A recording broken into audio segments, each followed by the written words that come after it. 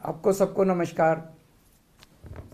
अभी कुछ दिन पहले हमने एक कैंपेन चालू किया था, एक movement, make India number one. 130 crore लोगों का सपना है कि भारत दुनिया का नंबर वन देश बने।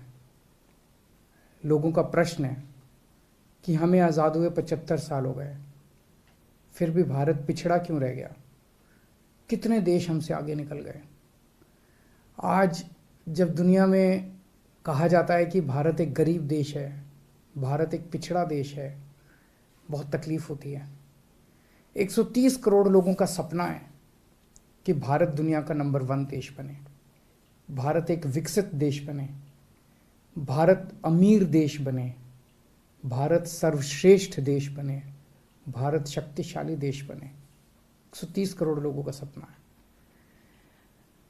75 साल में इनके भरोसे आज भारत, इन्हीं लोगों की वजह से, इन्हीं पार्टियों, इन्हीं नेताओं की वजह से भारत पिछड़ा रह गया। और अगर इनके भरोसे छोड़ दिया तो अगले 75 साल और भारत पिछड़ा ही रह जाएगा।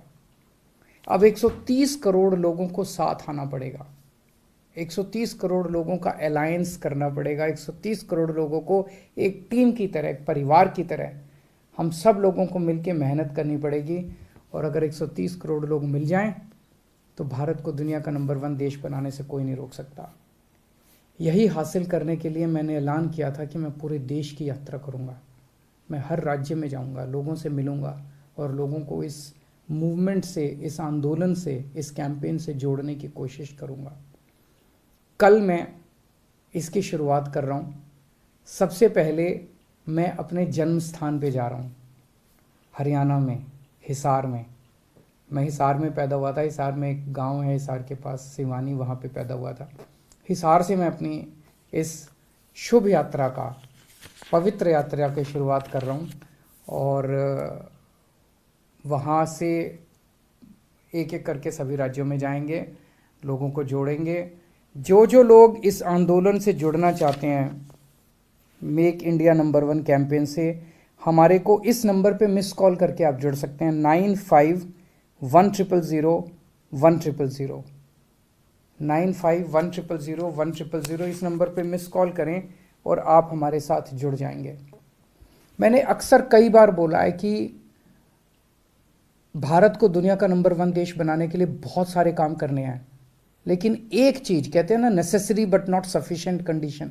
नेसेसरी कंडीशन ये है कि जब तक हमारे देश के हर बच्चे को अच्छी से अच्छी शिक्षा नहीं मिलेगी, शानदार शिक्षा नहीं मिलेगी, फर्स्ट क्लास शिक्षा नहीं मिलेगी, जैसे अमीरों के बच्चों को प्राइवेट स्कूलों में जैसी शिक्षा मिलती है वैसी शिक्षा इस देश के हर बच्चे को, चाहे वो मिडिल क्लास का हो चाहे वो गरीब हो, उसे अच्छी से अच्छी शिक्षा नहीं मिलेगी और फ्री में शिक्षा नहीं मिलेगी, तब तक देश आगे नहीं बढ़ सकता।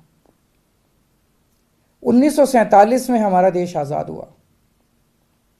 उसके बाद से हमने कई इलाकों में, क्षेत्रों में तरक्की तो की है, लेकिन एक जो सबसे बड़ी गलती रह गई देश आज़ाद होने के टाइम पे, जैसे ही देश आज़ाद हुआ था, हमें सबसे पहला काम ये करना था, गांव गांव के अंदर शानदार सरकारी स्कूल बनाने चाहिए थे।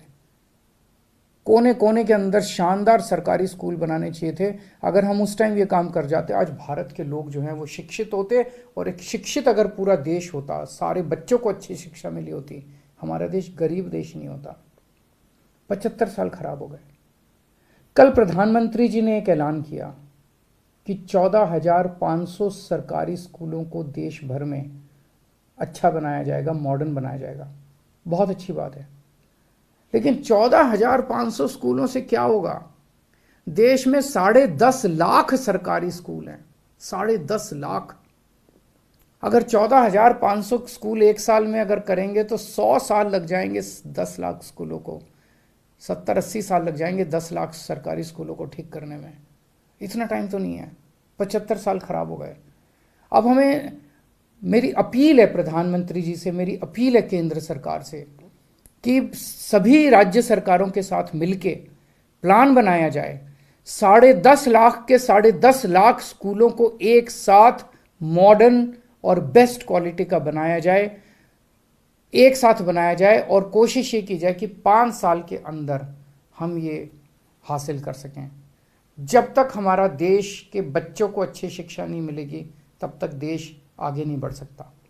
आप दुनिया का कोई भी डेवलप्ड कंट्री उठा के देख लीजिए, कोई भी विकसित देश उठा के देख लीजिए, जापान है, फ्रांस है, यूरोप का कोई भी देश है, इंग्लैंड है, अमेरिका है, कनाडा है, कोई भी उठा के देख लो। एक देश बता दो जिसने जो डेवलप्ड हो गया हो, जो आगे बढ़ गया हो, जो अमीर बढ़ गया हो और उन्होंने अपने बच्चों को अच्छी शिक्षा का इंतजाम ना कराओ। बिना अपने बच्चों को अच्छी शिक्षा दिए हम आगे नहीं बढ़ सकते। तो 14,500 स्कूल तो एक तरह से समुद्र में बूंद की तरह के हैं। 10.5 लाख सरकारी स्कूल है, इनको सबको एक साथ 5 साल के अंदर ठीक करना है। नमस्कार।